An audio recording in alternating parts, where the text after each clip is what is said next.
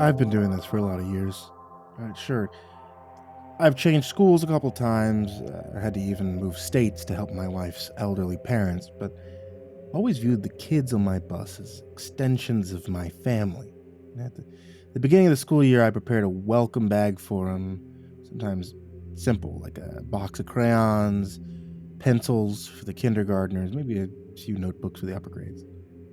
They always enjoy every minute on my bus because I take the time to really, truly get to know each one of them, I keep a record of their names, try to associate it with something like favorite food or song, and then memorize those details. I know this probably seems like a lot of work when I'm only getting paid a measly $13 an hour, but it matters to me. All right, sometimes these kids are all alone and they come from bad homes. It's my job as part of the educational system to provide them with a safe place. I mean, even if it's only for an hour, coming and going.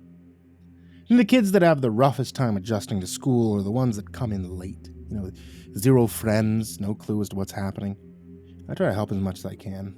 It's my intention. My boss gave me a new rider on March 30th this year. He was only, a few blocks away from one of my other spots. According to the paperwork, the kid was 6 years old. His name was Jack Calford. The file also said that he had two siblings, but neither of them were old enough to ride, and that his mom's name was Samantha, and she had recently separated. That told me already that this kid was probably going to have a rough time. Right? So I lost my dad at that age. Never been easy to connect with anyone. Had it not been for a few strong male figures in my life, I probably wouldn't have had anyone to consider a father. Monday morning, I went the extra mile to get ready to meet Jack. So I got 2 sets of crayons, pencils, some staplers, glue, even a backpack, with wheels on it. I drove up to pick him up around 7:15. That was the time we had arranged with the mom and got my first look at his house. A few of the other kids were already making a few remarks because of the dirty, unclean nature of their yard, but, I guess that the mom probably didn't have any choices when it comes to finding housing. I've always been that kind of give people the benefit of the doubt. So I put my air brake on. I flashed the lights. I told them that I was outside as I opened the door, and I smelled this strange, distant odor. I couldn't quite put my finger on it at first, but it was very distinct. It reminded me of something that I had found under my house once, like old mold. But Jack never came out. I knew I couldn't wait, so I drove away. The other kids jeered, and I had to focus on settling them down the rest of the ride to the elementary school, as I thought about Jack and his current home conditions. So I wanted to know for sure that he was okay. Jack didn't show up to get on the afternoon route either. Asked my boss if I had gotten the wrong address. Oh, you know how it is. Parents never remember the first time they try to get their kids out to the bus on time. Well, couldn't argue with that, so the next day I decided to wait for a few extra minutes to make sure that Jack could make it on the bus. Again, when I opened the door, I smelled the pungent odor. Found my mouth starting to go dry. A few of the kids I had already picked were starting to complain, so I honked the horn. Jack's mom waved at the window and smiled, glad to finally make some progress. And a few seconds later, the door opened to the house, and I saw Jack step out. I've seen a lot of kids come from bad situations, but the way this boy dressed, it just hurt my heart. It was clear that the mom couldn't afford to get him clean pants or even a shirt that was the right size. And as he got closer to the bus, I saw that his face was dirty, and that odor I detected earlier seemed to follow him as he got on the bus. It took me a moment to refrain from being repulsed by the smell. I knew it wasn't the child's fault, so I smiled at him. I offered him the backpack filled with goodies I'd been planning to give him the day before. "Welcome aboard, Jack. You can call me Mr. Charlie," I said with a broad smile. The boy made no response, just took the bag and shuffled his feet towards the back of the school bus. As he passed the other kids by, several of them started to make sarcastic and derogatory comments about his smell. "Did you sleep in dog crap? Do you own a bath? Disgusting," one little girl shouted. Jack didn't bother to lash out. He just quietly got to the back of the bus, found an empty seat. Unsurprisingly, nobody wanted to sit by him. Near the end of my route, before we got to the school, my bus gets typically packed. and I nearly got into an argument with a high schooler about Jack. "Mr. Charlie, that kid smells like death," the girl said, holding her nose and trying not to gag. "You either sit there or walk to school," I shouted at her. So I hated raising my voice, but the truth was, during the entire bus ride, the other kids had complained. I knew that Jack was going to have problems as soon as he got into class. So after all the kids got off, I gave Jack a half-hearted smile and hoped that his teachers could find a way to get off that awful smell. I didn't want to jump to conclusions, but I couldn't imagine that his mother wanted him to go to school smelling like this. It just bothered me, to no end. Especially what that one girl had said. Jack smelled like he was covered in the odor of death. Yeah, there wasn't an exaggeration. It literally could only be described as a smell you could get if you killed an animal and left it out in the hot sun for a week. And it made me so sad to imagine that poor kid having to be bullied and taunted all day because of the smell. Well, not to my surprise, that afternoon, I found out Jack's teacher had made him go home early because too many people had complained about his smell. "I don't think we can let this kid ride on the bus until his mom takes him to a doctor and figures out why he stinks so much," my boss said. And it just rubbed me the wrong way even more. It's not their fault. Larry, if you saw his house, you would understand. These people are poor. They need some help, I told him. And maybe so, but it isn't our problem. There are about 50 other kids to take care of on that route, and we can't be busy worrying about just one. The school will handle it from here, my boss told me.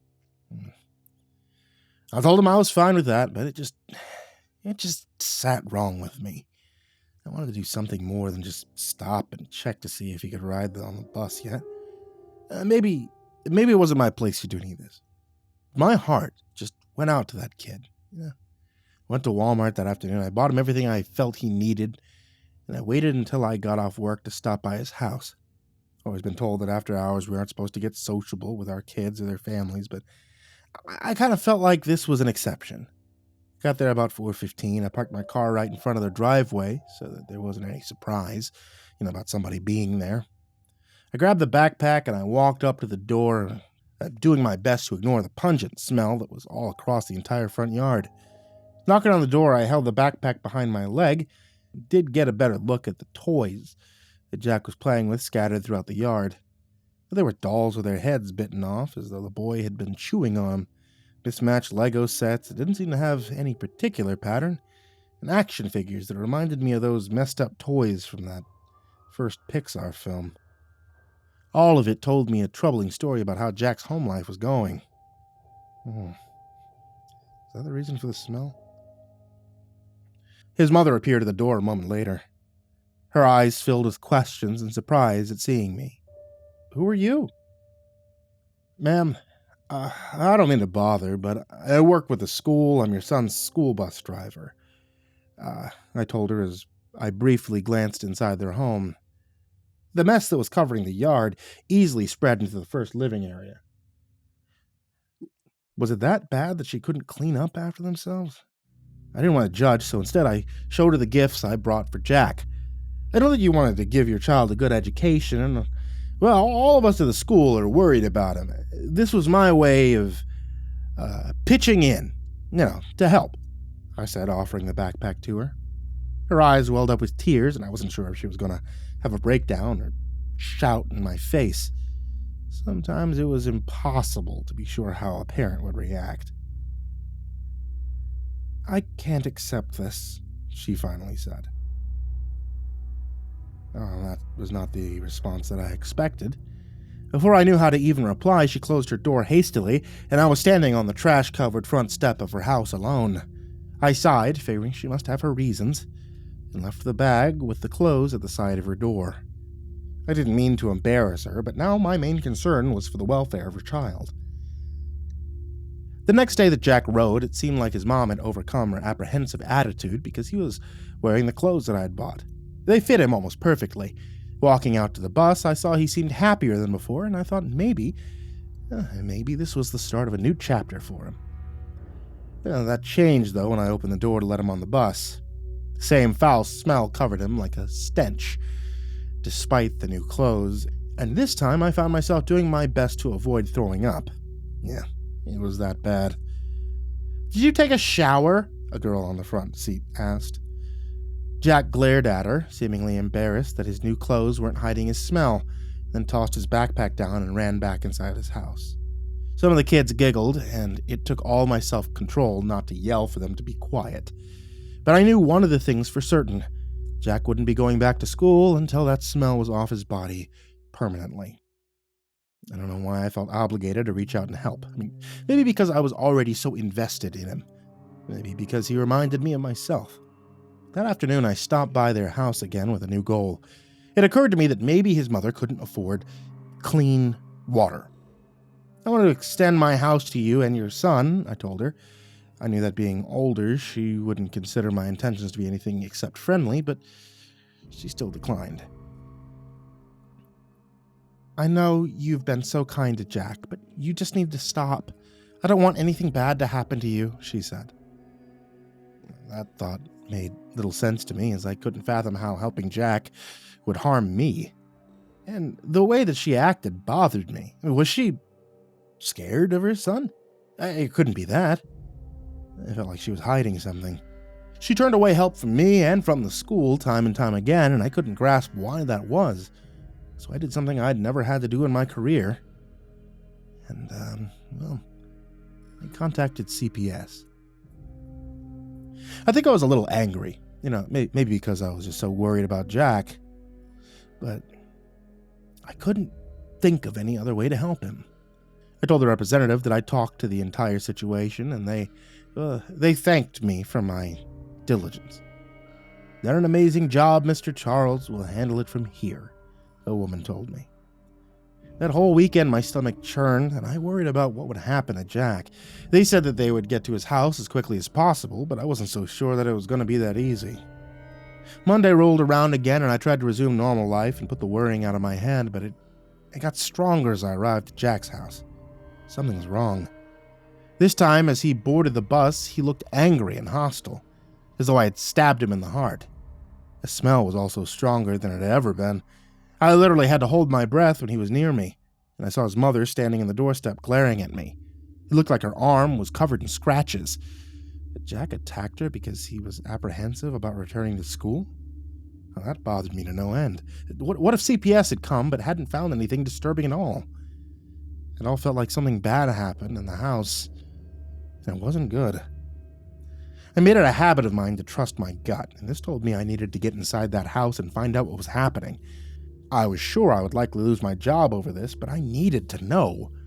I needed to know the truth about why Jack's smell hadn't gone away, why CPS had not taken this kid away to a better home. I needed answers.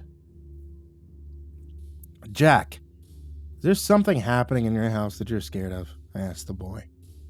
I made sure he was the last off that day, and I knew the mother would open the door when she saw the school bus, and it was going to be my only chance. He only nodded, not even bothering to explain, not that he needed to. That told me that this mom was not the doting, concerned parent that I had been given the benefit of the doubt to. So I helped him off the bus, and I walked up to the door. The mom saw the look on my face and said, "You shouldn't be here. I need to see Jack's room. He took something from me, and I want it back." This was the lie that I prepared by slipping my Rolex into his pack from the previous day. The mom hesitated at first, and then looked at her son, as though checking with him that he was all right.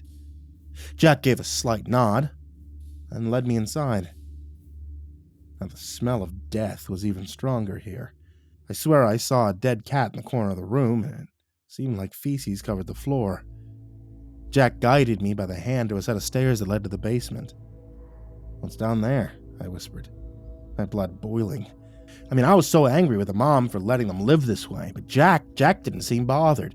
He just tugged my hand and encouraged me to come down with him and said, "My room." The basement was damp and moldy, a single dim bulb burning and hanging from a clothesstring. As we got to the bottom of the stairs, I saw something on the floor that looked like it was made of wood, covered on top of it. Getting closer, I realized it was a tiny coffin. just large enough for Jack. "Is that where you sleep?" I asked. He nodded, and I heard a muffled scream.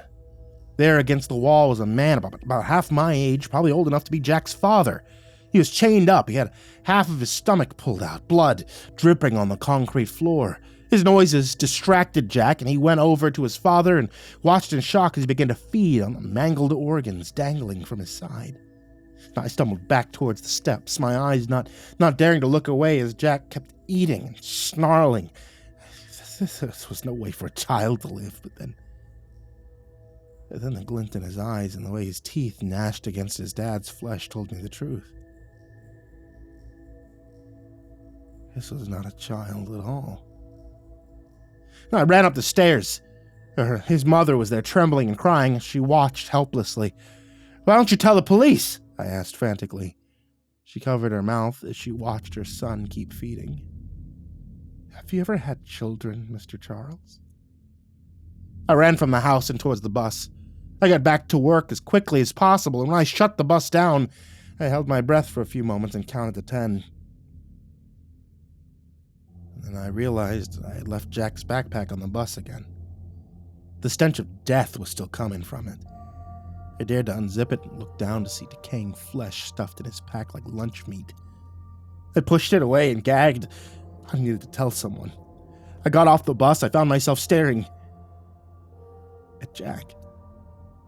Somehow he followed me from his house. It was blocks away. "You can't tell anyone," he warned. Then he gestured toward the pack and encouraged me to unzip it again. I looked in the goop of blood and bone, and I saw something shiny in there. I reached in and pulled it out. It was a badge. A badge of one of the CPS employees. I looked up at Jack, and he smiled. And he walked away. Ever since that day, I had Jack sit on the front row of the bus and given him the best treatment. And I've recommended that his teachers, they do the same.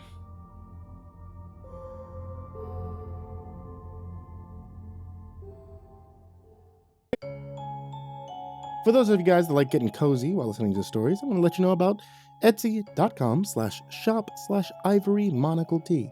That's my wife's tea shop. She sells hand-blended teas. There's creepypasta-based teas if you want to get one that's a flavor that you like, or there's Mr. Creepypasta tea, which happens to be a tea that I drink fairly often.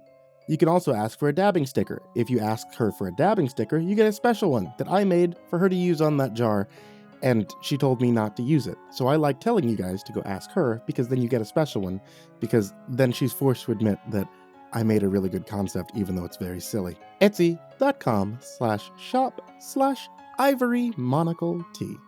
A big thank you to Jordan Alexander Sanchez, Jakob Fenske, Stephanie Butler, Jordan Humble, Chance Burnett, Diana Kraus, BrimstonePandemonium, Caltuna, William Wellington, Emma, Brenna LaQueda Canizales, Smiley the Psychotic, Dante, Kinkade, SimbasBloodyMojo, Mephistopheles, CursepoxPrimarch, Bastion Beefcake, M, Jesus Cornejo, Yarghoul, Clownible, Amber Clark, Jay Kearns, Dakota Lane Whetstone, Himbo Jerry, Crusader Chocobo, Adamarius, Estebean, Nate Cull, Our Minsect Time, Xylobones, Angelus, Seclude, Salty Surprise, Levita Galvin, That Creepy Chick, Red Shadow Cat, Turtleman, Cryolinian, Mr. Marcus Blitz, Ika Limchalk, Dirty Diver 030, Matt Bach, Voice of Sand, Fikamel, Melted Lake, Tali Sue, William King, Darth Miver, Sashi Suzaku, Croconut 509, Stricket, Freddy Krueger, Lisa Cottrell, Hades Nephew, Acid System, Mog, Kiwi the Sloth, Fester's Lampshade, Nico Kyle, The Ginger Bros, Aaron Stormcrow, Daniel Polson, and Corey Kenshin. To all of you guys, I cannot thank you enough. Thank you for being a huge support to me. Thank you to everybody who's in the description down below, and thank you to everyone who can even support $1 just on Patreon to help keep the content coming.